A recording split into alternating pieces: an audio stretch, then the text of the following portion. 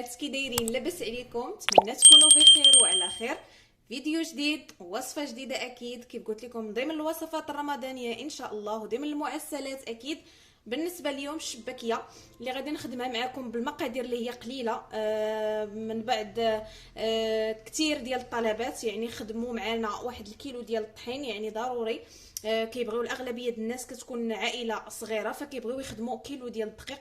فكيف كتعقلوا العام الفايت خدمت معكم الشباكيه بواحد المقادير اللي هي كثيره بالنسبه لهكا الخدمه ديال لي كوموند، ولكن دابا غادي نخدم معكم الشباكيه ديال اللوز بطبيعه الحال بكيلو ديال الطحين اللي غتشوفوا معايا المقادير ديالها. فخليكم مع الوصفه وطريقه التحضير ان شاء الله. فاول حاجه عندي القصيعه ديالي هي باش غادي نخدم، وعندي كيلو ديال الطحين اللي انا راني عابره. كيلو ديال الطحين كيف قلت لكم عبرته وخليته معبور هو اللي غادي نديرو. كيف ما كتشوفوا راني عابره كيلو ديال الطحين ضروري. والطحين هنا ضروري يكون الدقيق الممتاز، يكون الدقيق ديال الحلويات. كيف كنعرفوا راه كيكون شويه زايد في الثمن هو على الطحين العادي. وغادي نزيد زلافه من فوق داك الكيلو. علاش؟ غادي تقولوا لي علاش؟ غنقول لكم على حساب دوك هكا المكسرات اللي كيتهرسوا لينا والزوائد اللي كيكونوا كنقصوهم وكتبقى لينا الشباكيه ديالنا صاينه. بالنسبه لهذا الكيلو ديال الطحين فهو كيخرج لنا 3 كيلو ديال الشباكيه، 3 كيلو عبار. يعني من بعد ما كتعسل، من بعد ما كتفينا، من بعد ما كلشي كتخرج لنا 3 كيلو. فكيف قلت لكم هنا درت كيلو ديال الطحين وزدت زلافه من الفوق. فانا هنا غادي نبدا ندير النواشف هما الاولين. اللي عندي كاس ديال الجنجلان مطحون بطبيعه الحال حتى كيطلق الزيت ديالو. عندي كاس ديال اللوز حتى هو مطحون حتى كيطلق لينا ديك الزويته. عندي كاس ديال المزهر اللي مذوبه فيه 2 ديال الضويمات ديال الزعفران، هنا تقدروا ديروا الزعفران شعره الى توفر. وعندي نص كاس ديال الخل بطبيعه الحال، هذا الا نسينا في الشباكيه فما درنا حتى شي حاجه. عندي كاس ديال الزيت وعندي كاس ديال الزبده مذابه، هنا بطبيعه الحال تقدروا ديروا زبده سبيسيال اولا زبده ديال البواطه باش كتجي الشباكيه بنينه. وبالنسبه للقرفه عندي معلقه كبيره ديال القرفه من بعد ما مطحونه ومغربله. عندي واحد النص ديال الكوزه اللي طحنتها، يعني ما نديروش كوزه كامله غير النص حكيتها. وعندي صفار بيضه، هنا كاين ما كيديرش البيض مي انا كندير واحد الصفار، غير الصفار اللي كندير باش كيعطيني كيف قلت لكم حتى الهشاشه الشباكيه. وعندي هنا 2 ديال المعالق كبار ما بين النافع وحبه حلاوه مخلطين. وعندي واحد الساشي ديال خميره الحلويات بيكين باودر. هنا انا ما كنديرش الخميره ديال الدار نهائيا بصفه نهائيه، حيت انا كنخليها تبات ما كنقليهاش في نهارها فكنخليها ترتاح. فاول حاجه غادي نديرها غادي نديروا النواشف هما الاولين اللي غادي نخدموا مع الشباكيه ونبسبسوها مزيان. كيف قلت لكم نديروا النواشف هما الاولين. غادي ندير داك الكاس ديال الجنجلان، نحاول نعاون بواحد المعلقه. كيف قلت لكم راني كاس الجنجلان راني داكه الكاس باش كيعطيني كاس نيشان. وغادي ندير كاس ديال اللوز،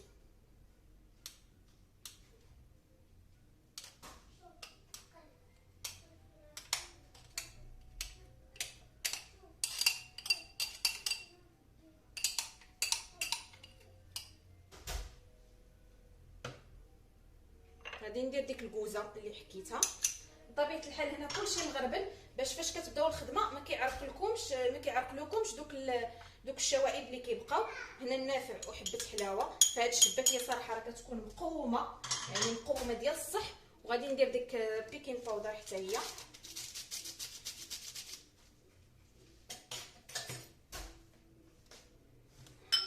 غادي نحاول نكحز معكم باش يبان لكم.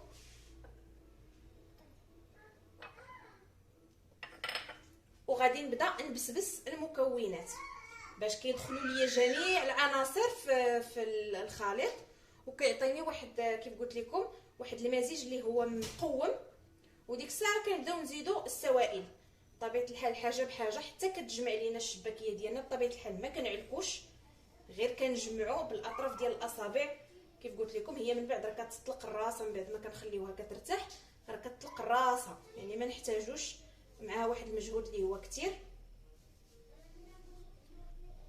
كيف ما كتشوفوا نبسبسوها مزيان نعطيوها حقها.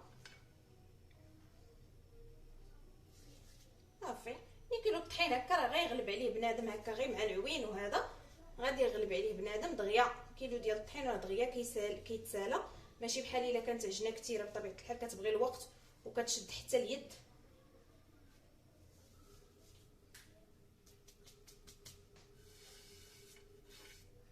هنا صافي غادي نحاول ندير هكا واحد المزيج، وغادي نبدا نزيد السوائل شويه بشويه نبدا نزيد دوك السوائل اللي عندي. كيف قلت لكم عندي فيها غادي ندير داك الكاس ديال الماء زهر اللي ذوبت فيه كيف قلت لكم 2 دويمات ديال الزعفران. غادي ندير كاس ديال الزيت، صفار بيضه، وغادي نزيد الخل بطبيعه الحال. كيف قلت لكم هذا نحاولوا اننا ما نستغناوش عليه، حيت هو صراحه اللي كيعطينا الهشاشه الشباكيه كيخليها تجي فتيه كيف قلت لكم. وغادي نزيد كاس ديال الزبده نخليه كاخر مرحله. غادي نبدا نخدم شويه بشويه حتى غادي تجمع ليا العجين. هنا راه بطبيعه الحال تقدروا تكملوا العجين بالماء زهر وتقدروا تزيدوا كاس د الماء. انا هنا العجين ديالي كنجمع بالسوائل اللي عندي وكنزيد كاس ديال الماء، هو اللي كنزيد من بعد كيكون كافي وكيجمع ليا العجين ديالي وكيخليها تجي كيف ما هي. هنا تقدروا تستعملوا العجانه. انا دائما كيف قلت لكم مع المبتدئات دائما كنحاولوا اننا نمشيو بداكشي اللي كيكون متواجد وداكشي اللي متوفر. انا غادي نعجن غير بيدي حتى غادي تجمعوا لي المكونات كاملين. وراه نتوما كتشوفوا ديك الساعه عينكم ميزانكم راه كتبان لكم الشباكيه اشنو فيها. القوام اللي فيها راه كتبان مقومه، ما كانش مقومه راه غير من الريحه راه كتعرفوا الشباكيه ديالكم اشنو فيها. صافي وغادي نزيد كيف قلت لكم داك الكاس ديال الزبده حتى هو. انا كيف قلت لكم الزبده تقدروا تستعملوا الزبده الحيوانيه العاديه اولا تقدروا تستعملوا كيف قلت لكم ديال البواطه. المارغرين انا صراحه ما كتعجبنيش في هاد الشباكيه بتاتا، حيت كنعرفوا ان المارغرين كتكون شويه النسبه ديالها زايده في المذاق. داكشي علاش كنحاولوا نتفاداوها في شي حوايج بحال هكا ديال الدار، حاولوا نتفاداوهم. صافي وغادي نكمل كيف قلت لكم حتى غادي تجمع ليا الخليط. بالنسبه للخليط ديالي هو انه خصو يكون بطبيعه الحال هي راه كتكون قاصحه في الاول، ولكن من بعد ما كتجمعوها وكدير في البلاستيك راه كتطلق من بعد وكتسهل عليكم كيف قلت لكم الخدمه. هنا بالنسبه ليا كيف قلت لكم غادي نزيد كاس ديال الماء، كاس ديال الماء اللي غادي نزيد باش يتجمع ليا الخليط. هانتوما غتشوفوه معايا غادي نعمر لكم كاس ديال الماء هو اللي غادي نزيد. ها هو كاس ديال الماء اللي غادي نزيد باش يتجمعوا ليا المكونات كامله.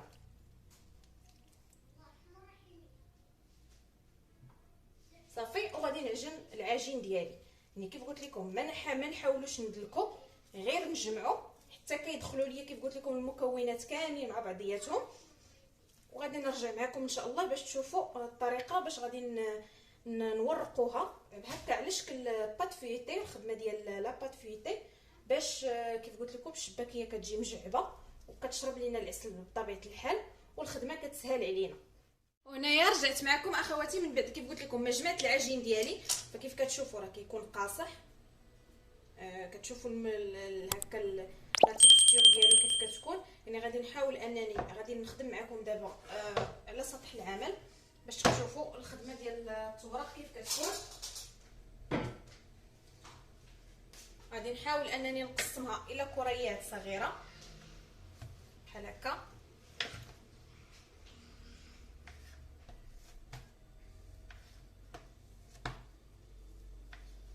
هنا راه مازال غتطلق حيت غادي نديروها في البلاستيكه وغادي ترتاح مازال.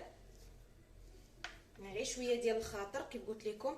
يعني دائما نحاولوا نعطيو كل حاجه بوحدها، كل حاجه نعطيوها حقها باش كيف قلت لكم ما كنترونوا ما حتى شي حاجه.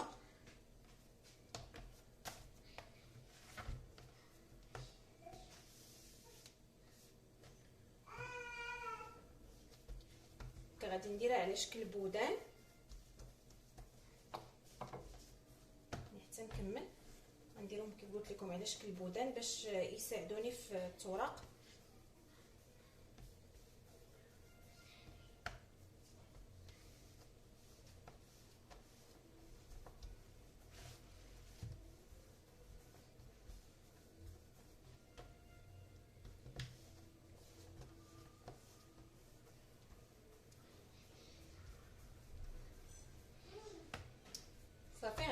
معكم وحده باش تشوفوا غير الطريقه. غادي نديرها، غادي نحاول انني نورق على هاد الطريقه كيف ما غتشوفوا معايا.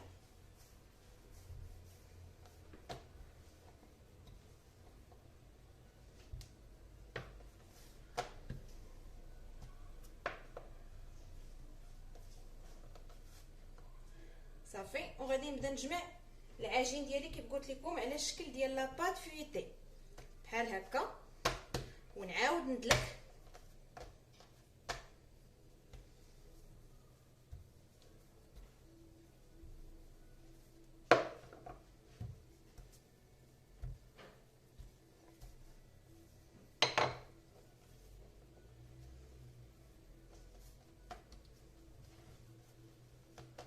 على هذا الشكل هذا كيف ما كتشوفوا.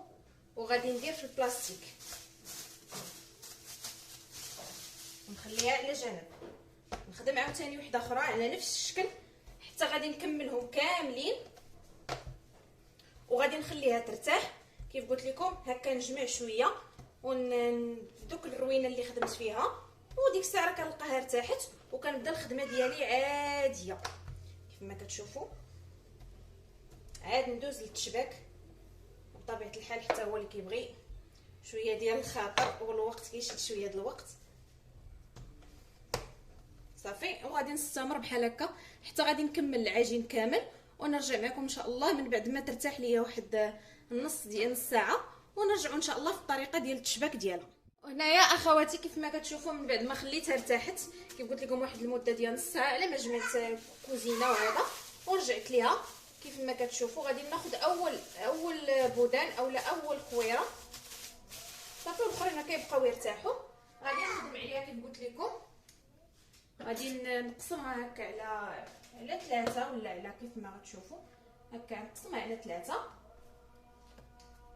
صافي. وغادي نخدم الوراقه ديالي انا ديجا حطيتها كيف قلت لكم وزمتها باش نخدم عليها كيف قلت لكم. بالنسبه للعجين غادي نورقوا التوريقه الاولى يعني بالدلاك عادي كيف ما غتشوفوا. من بعد عاد غادي ندوزها في الوراقه باش تعرفوا ان الوراقه راه كتساعد شويه هكا. الا ما كانش راه نتوما كتستعملوا غير الدلاك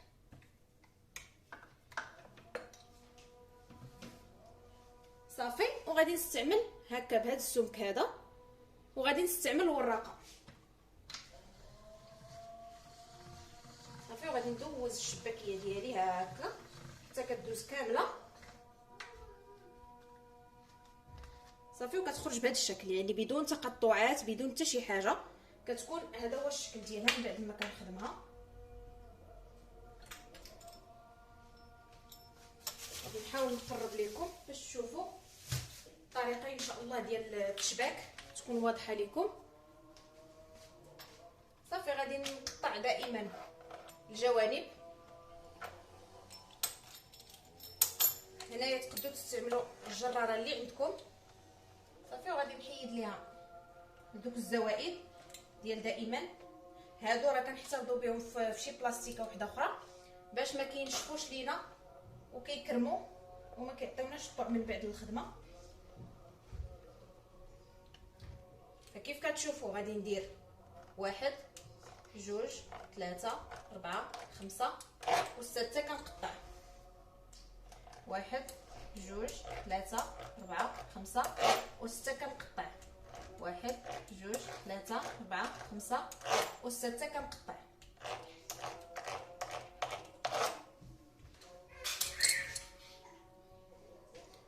فبالنسبه للطريقه ديال التشباك فغادي تشوفوا معايا كندير 2 فوق 2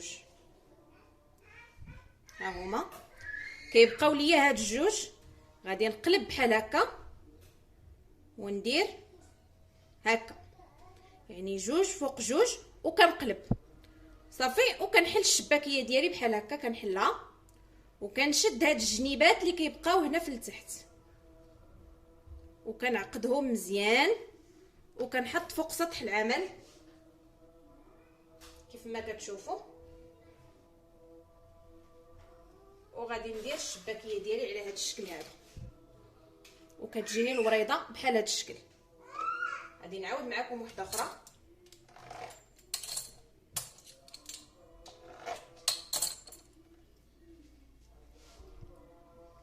جوج فوق جوج بحال هكا. كيبقاو لي هاد الجوج كنقلب بحال هكا وكنحطهم فوق من هادو هكا. بغيتو نتوما تطلقوها وتعاد تشدو، ولا بغيتو هكا تسدوها في نفس الوقت هكا تجمعوا لي هادوك القنيتات.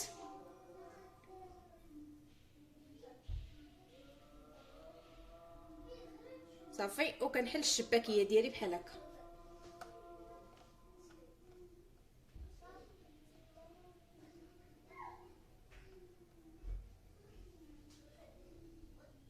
هكا كيف كتجي الوريضه ديالي.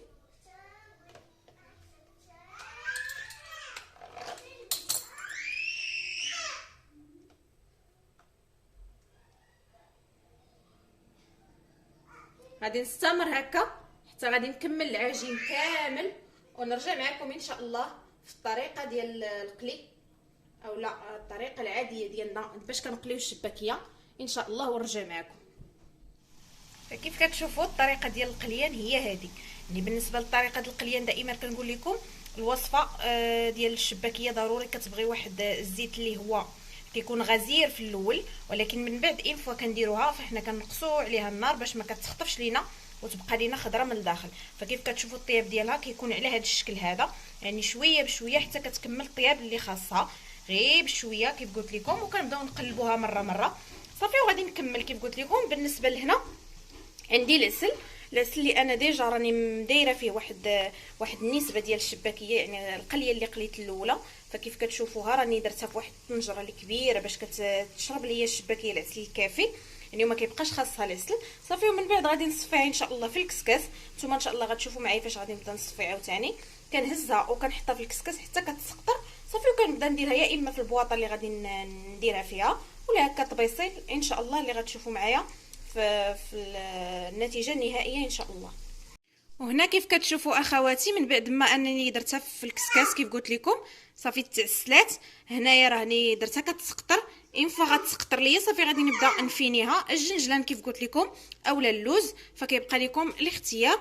ان شاء الله نرجع معكم في الطبق النهائي ديال الشباكيه ديالنا. هاد الشباكيه ديالي من بعد ما وجدات فكيف كتشوفوا الشباكيه معسله واخده حقها، شابعه كيف قلت لكم، تحميرتها ذهبيه كيف ما كتشوفوا، يعني من جميع النواحي وجميع الجهات. هذه هي الشباكيه ديال نهار اليوم كيف قلت لكم بمكوناتها وبقوامها. اكيد دائما كنقول لكم تبعوا الوصفه وجربوها بكل معنى الكلمه، اكيد غتنجح معكم وتلقى اقبال عندكم. وحتى المذاق اكيد اللي كنقلبوا عليه دائما فهو كيكون حاضر في هذه الوصفه هذه. فكنقول لكم مرحبا بكم في قناه فاطمه ام نزار، دائما في جميع لي فيديو ديالي جميع التعاليق ديالكم المحفزه اللي كنفتخر بها دائما. فكنتمنىكم انكم تجربوها وتنال الاعجاب ديالكم وطرقكم. فكيف ما كتشوفوا راه كتكون واخده حقها، يعني الهشاشه ديالها ما نهضروش عليها، والتعليكه كتكون حاضره فيها كيف كتشوفوا، كتكون مجعبه من الداخل، يعني ما نحتاجش انني نهضر عليها اكثر من هكا. فكيف كتشوفوا ان فغي كنصدم عليها فهي كتهرس غير بوحدها، فالتعليكه ما نهضروش عليها اكيد.